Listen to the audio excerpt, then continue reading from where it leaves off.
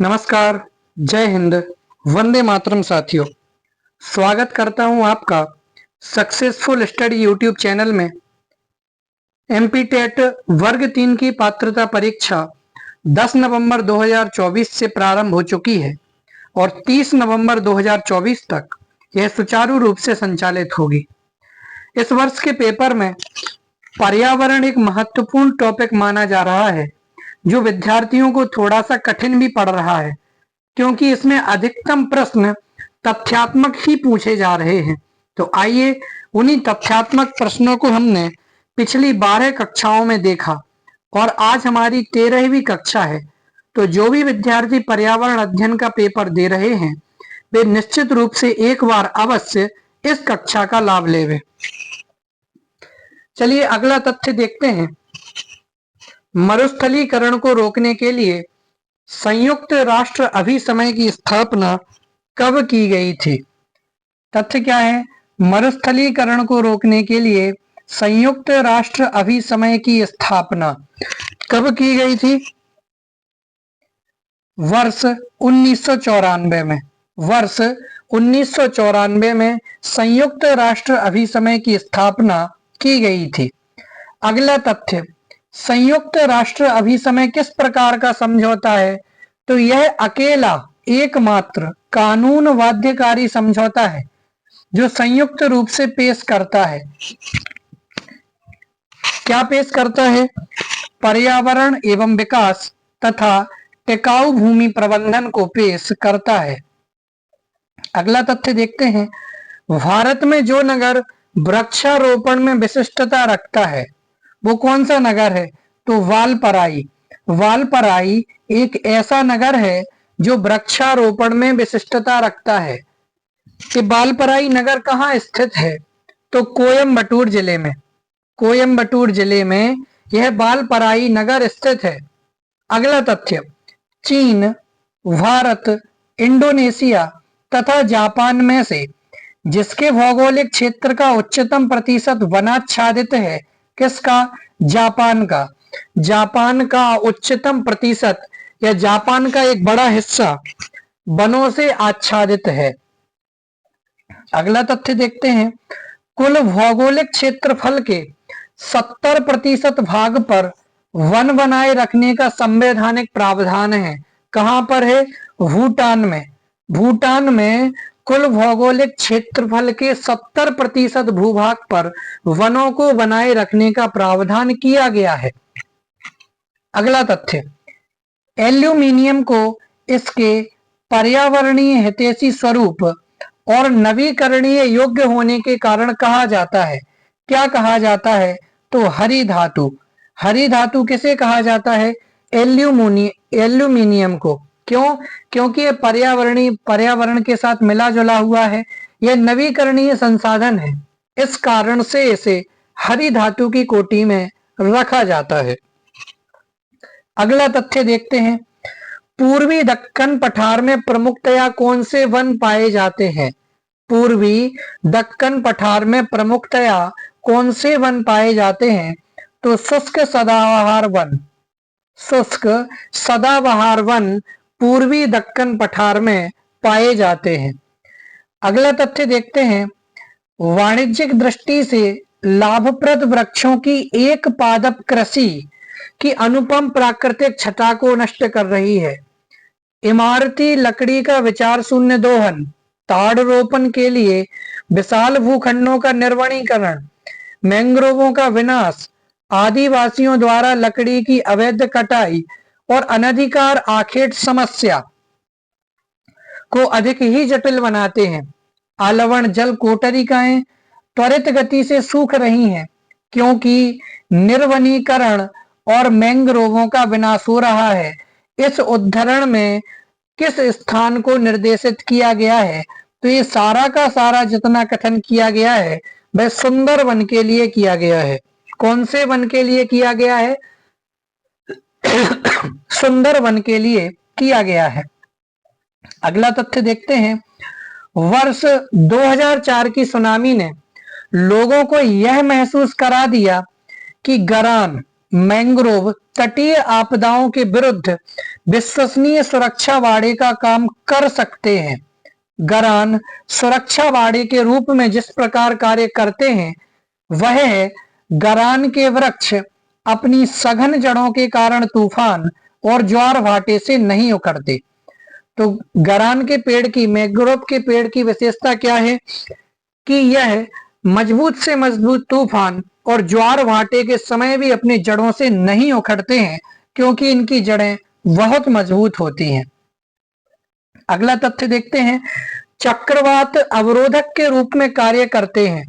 चक्रवात अवरोधक अर्थात रोकने वाले, चक्रवातों को रोकने में महत्वपूर्ण भूमिका कौन से वन निभाते हैं? तो मैंग्रोव वन। मैंग्रोव वन चक्रवात अवरोधक के रूप में कार्य करते हैं या चक्रवातों को रोकने में एक महत्वपूर्ण भूमिका निभाते हैं। अगला तथ्य देखते हैं, ओडिशा के केंद्रपाड़ा जिले में ब्राह्मणी, वैतरणी और महानदी डेल्टा क्षेत्र में स्थित है। क्या है? भितरकनिका गरान। क्या स्थित है? भितरकनिका गरान। भितरकनिका गरान ओडिशा के केंद्रपाड़ा जिले में ब्राह्मणी, वैतरणी और महानदी डेल्टा क्षेत्र में स्थित है। अगला तथ्य देखते हैं, यह मैंग्रोव वनों के लिए प्रसिद्ध है।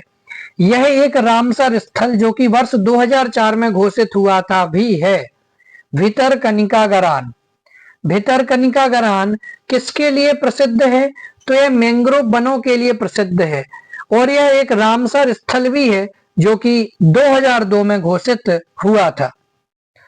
अगला तथ्य देखते हैं, यह मैंग्रोव वनों के लिए प्रसिद्ध है। यह एक रामसर स्थल वर्ष 2002 में घोषित भी है। कौन सा? भितरकनिका गरान। कौन सा स्थल है? भितरकनिका गरान। अगला तथ्य देखते हैं, सही कथन है। चूंकि ये पेपर में आया था तो इसमें एक से भी अधिक सही कथन हो सकते हैं और ये पूरा का पूरा सही कथन टेक्सास वृक्ष के संबंध में है। आइए देखते हैं, टेक्सास वृक्ष हिमालय में प्राकृतिक रूप से पाया जाता है। ये पहला तथ्य। टेक्सास वृक्ष कहाँ पाया जाता है? तो टेक्सास वृक्ष हिमालय में प्राकृतिक रूप से पाया जाता है। टेक्सास वृक्ष रेड डाटा बुक में सूचीबद्ध है। रेड डाटा बुक में भी टेक्सास का नाम दिया गया है।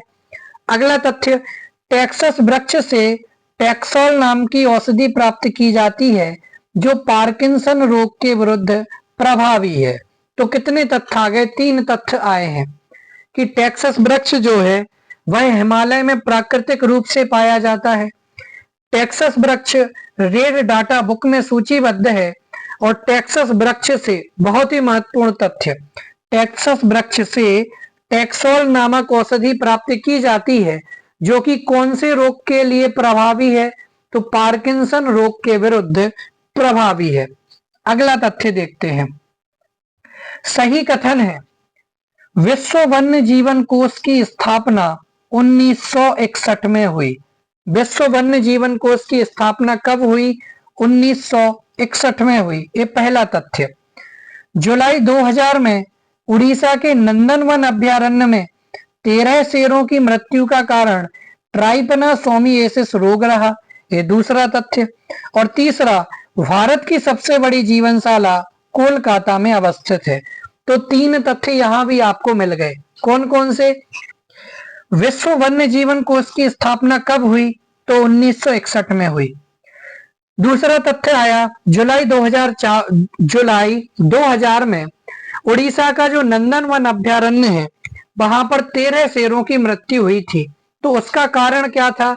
तो ट्राइपनासोमियासिस रोग उन 13 शेरों की मृत्यु का कारण था। और तीसरा तथ्य है कि भारत की सबसे बड़ी जीवनशाला कहाँ स्थित है?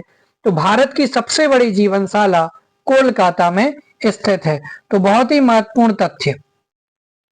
आगे बढ़ते हैं, यूकेलिप्टस वृक्ष को कहा जाता है, यूकेलिप्टस वृक्ष को कहा जाता है, क्या कहा जाता है? पारिस्थितिक आतंकवादी। बहुत ही महत्वपूर्ण तथ्य। पारिस्थितिक आतंकवादी किसे कहा जाता है? तो पारिस्थितिक आतंकवादी यूकेलिप्टस वृक्ष को कहा जाता है। क्यों? क्योंकि यह पारिस्थितिकी तंत्र को बहुत बड़ा नुकसान पहुंचाता है। अगला तथ्य देखते हैं, ये उष्णकटिबंधीय जलवायु क्षेत्रों में पाए जाते हैं। ये मुख्यतया मध्य एवं दक्षिणी अमेरिका के सदाबहार वनों में पाए जाते हैं। कौन? स्पाइडर वानर। स्पाइडर वानर उष्णकटिबंधीय जलवायु क्षेत्रों में पाए जाते हैं और इनका मुख्य स्थान कौन सा है? तो मध्य एवं दक्षिणी अमेरिका के सदाबहार वन इनका मुख्य स्थान है। अगला तथ्य देखते हैं, भारतीय प्राणी जात जो संकटापन्न है, कौन से हैं? घड़ियाल, मगरमच्छ की एक प्रजाति, चर्मपीठ कूर्म, लेदर वैक टर्टल भी कहते हैं, तथा अनुपमृग, ये सभी प्राणियों की प्रजातियां संकटापन्न मानी जाती हैं। अगला तथ्य देखते हैं, भारत में प्राकृतिक रूप से पाए जाते हैं। क्या पाए जाते हैं? तारा कछुआ, मॉनिटर छिपकली तथा वामन सुअर, ये सभी भारत में प्राकृतिक रूप से पाए जाते हैं। कौन कौन? तारा कछुआ, मॉनिटर छिपकली तथा वामन सुअर। अगला तथ्य देखते हैं, भारत में पाई जाने वाली नस्ल खाराई ऊंट, इसके बारे में अनूठा क्या है या इसकी विशेषता क्या है? तो जो ये खाराई ऊंट होते हैं, यह समुद्र जल में 3 किलोमीटर तक तैरने में सक्षम है। यह मैंग्रोव की चराई पर जीता है। बहुत ही महत्वपूर्ण प्रश्न है खाराई ऊंट के बारे में कि खाराई ऊंट की विशेषता क्या है, इसमें इसकी खासियत क्या है, इसमें अनूठा क्या है? तो यह खाराई ऊंट समुद्र के जल में 3 किलोमीटर तक तैरने में सक्षम है और यह मैंग्रोव की चराई के ऊपर जीता है, अपना जीवन निर्वाह करता है। अगला तथ्य देखते हैं, ये ऊंट, कौन से ऊंट? खाराई ऊंट। ये ऊंट कच्छ गुजरात में पाए जाते हैं। कौन से? खाराई ऊंट। तो खाराई ऊंट की विशेषता क्या हो गई कि खाराई ऊंट समुद्र जल में 3 किलोमीटर तक की दूरी में तैरने में सक्षम है। यह मैंग्रोव की चराई पर जीते हैं, अपना जीवन निर्वाह करते हैं। और यह कहाँ पाए जाते हैं? कच्छ गुजरात में ये खाराई ऊंट पाए जाते हैं। अगला तथ्य देखते हैं इन्हीं खाराई ऊंट के बारे में। इन ऊंटों को संकटग्रस्त प्रजाति घोषित किया गया है। किनको? खाराई ऊंट को। खाराई ऊंट को संकटग्रस्त प्रजातियों की श्रेणी में रखा गया है। अगला तथ्य देखते हैं, ये वन जैव विविधता के संरक्षक होने के साथ समुद्र और तट के बीच महत्वपूर्ण कड़ी का काम करते हैं और तट को समुद्र की ओर से आने वाली तीव्र लहरों के विनाश से बचाते हैं। कौन? Mangrove one. कौन से वन?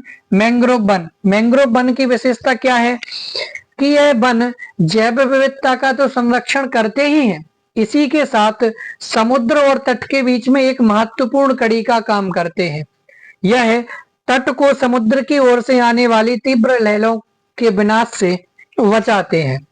अगला तथ्य देखते हैं, अमृता देवी पुरस्कार किस लिए दिया जाता है या अमृता देवी स्मृति पुरस्कार किन कार्यों के लिए दिया जाता है? तो वन एवं वन्य जीवों की सुरक्षा के लिए अमृता देवी स्मृति पुरस्कार दिया जाता है। महत्वपूर्ण तथ्य है, याद रखेंगे। अगला तथ्य देखते हैं, विश्व बाघ शिखर सम्मेलन 2010 आयोजित किया गया था। कहाँ आयोजित किया गया था? पीटर्सबर्ग में। कहाँ आयोजित किया गया था? पीटर्सबर्ग में विश्व बाघ शिखर सम्मेलन 2010 आयोजित किया गया था। अगला तथ्य देखते हैं, विश्व का प्रथम बाघ शिखर सम्मेलन सेंट पीटर्सबर्ग रूस में आयोजित किया गया था। कब? 21 से 24 नवंबर 2010 में। 21 से 24 नवंबर 2010 में विश्व बाघ शिखर सम्मेलन पीटर्सबर्ग रूस में आयोजित किया गया था। अगला तथ्य देखते हैं, नेपाल एवं भारत में वन जीवन संरक्षण प्रयासों के रूप में सेव नामक एक संगठन प्रारंभ किया गया है। सेव का उद्देश्य है संरक्षण करना। किसका? टाइगर का। किस किस के बीच में? नेपाल और भारत में। नेपाल एवं भारत में वन जीवन संरक्षण प्रयासों के रूप में सेव नामक एक संगठन प्रारंभ किया गया है और इसका उद्देश्य किसका संरक्षण करना है? तो टाइगर का संरक्षण करना इनका उद्देश्य है। अगला तथ्य देखते हैं, टाइगर के खाल का प्रयोग आसन लगाने एवं सौंदर्यीकरण के लिए किया जाता है। किसके द्वारा? तिब्बती बौद्धों द्वारा। जो तिब्बती बौद्ध हैं वे टाइगर की खाल का प्रयोग आसन लगाने एवं सौंदर्यीकरण के लिए करते हैं। अगला तथ्य देखते हैं, यदि आप हिमालय से होकर यात्रा करते हैं तो आपको वहां जिन पादपों को प्राकृतिक रूप में उगते हुए दिखने की संभावना है वे कौन है? वांज और बुरुस। कौन? वांज और बुरुस। यदि आप हिमालय से यात्रा करते हैं तो वहां इनके दिखने की संभावना, उगते हुए दिखने की संभावना ज्यादा है। अगला तथ्य देखते हैं, चीड़ इन वनों का मुख्य वृक्ष है, परंतु अधिक आर्द्रता वाले भागों में वांज या ओक जैसे चौड़ी पत्ती वाले वृक्ष देखे जाते हैं। कहाँ? उपोष्ण कटिबंधीय वन में। अगला तथ्य देखते हैं, प्रत्येक वर्ष कतिपय विशिष्ट समुदाय या जनजाति पारिस्थितिक रूप से महत्वपूर्ण मास भर चलने वाले अभियान या त्योहार के दौरान फलदार वृक्षों की पौधों का रोपण करते हैं। वे समुदाय जनजाति हैं कौन? गोंड और कोरकू। कौन कौन? गोंड और कोरकू ऐसी जनजातियां हैं। अगला तथ्य देखते हैं, भारत के एक विशेष क्षेत्र में स्थानीय लोग जीवित वृक्षों की जड़ों का अनुवर्धन कर इन्हें जलधारा के आर पार सुदृढ़ पुलों में रूपांतरित कर देते हैं। जैसे जैसे समय गुजरता है ये पुल और अधिक मजबूत होते जाते हैं। ये अनोखे जीवित जड़ पुल पाए जाते हैं। कहां पर? मेघालय में। कहां पाए जाते हैं ऐसे पुल? तो मेघालय में इस तरीके के पेड़ पाए जाते हैं। अगला तथ्य देखते हैं, अगर किसी पेड़ को काटे बिना उससे पुल बना दिया जाए तो उस पुल को क्या कहते हैं? जीवित पुल या प्राकृतिक पुल। जीवित पुल या प्राकृतिक पुल किसे कहते हैं? कि यदि किसी भी पेड़ को काटे बिना उनके माध्यम से एक पुल का निर्माण कर दिया जाता है तो वह जीवित पुल या प्राकृतिक पुल कहलाता है। अगला तथ्य देखते हैं, भारतीय पशु कल्याण बोर्ड देश में पशुओं के कल्याण को बढ़ावा देने तथा पशु कल्याण कानूनों पर है क्या? एक सांविधिक सलाहकारी निकाय। क्या है? एक सांविधिक सलाहकारी निकाय है। अगला तथ्य देखते हैं, राष्ट्रीय बाघ संरक्षण प्राधिकरण एक सांविधिक निकाय पर्यावरण, वन एवं जलवायु परिवर्तन मंत्रालय के अंतर्गत भारत की पहली राष्ट्रीय वन नीति प्रकाशित की गई। कब प्रकाशित की गई थी? तो 1894 ईस्वी में प्रकाशित की गई थी। अगला तथ्य देखते हैं, स्वतंत्र भारत की पहली राष्ट्रीय वन नीति कब तैयार हुई? तो वर्ष 1952 में स्वतंत्र भारत की पहली राष्ट्रीय वन नीति तैयार हुई थी। अगला तथ्य देखते हैं, देश के 1/3 अथवा 33.33% क्षेत्र में, पहाड़ी क्षेत्रों में 2/3 अथवा 66.67% क्षेत्र में वन अथवा वृक्षावरण होने आवश्यक है। किसके अनुसार? तो राष्ट्रीय वन नीति 1988 के अनुसार। किसके अनुसार? राष्ट्रीय वन नीति 1988 के अनुसार। अगला तथ्य देखते हैं, जिनका वृक्ष छत्र घनत्व 40 से 70% के बीच होता है वे कौन से वन हैं? मध्यम सघन वन। मध्यम सघन वनों का वृक्ष छत्र घनत्व 40 से 70% के बीच होता है। अगला तथ्य देखते हैं, जिनका वृक्ष छत्र घनत्व 10 से 40% के मध्य होता है वे कौन है? खुले वन। 40 से 70% के बीच में जिनका घनत्व हो वे मध्यम सघन वन, और 10 से 40% के बीच हो वे खुले वन, और 10% से कम वृक्ष घनत्व वाली निम्न स्तरीय वन भूमि को वनावरण में शामिल नहीं किया जाता, तना इन्हें रखते हैं किसकी श्रेणी में? झाड़ी की श्रेणी में रखा जाता है। तो ये तीनों बहुत ही महत्वपूर्ण तथ्य हैं। कौन कौन से? कि जिन वनों का वृक्ष छत्र घनत्व 40 से 70% के आसपास होता है या इसके बीच में होता है, वे कहलाते हैं मध्यम सघन वन।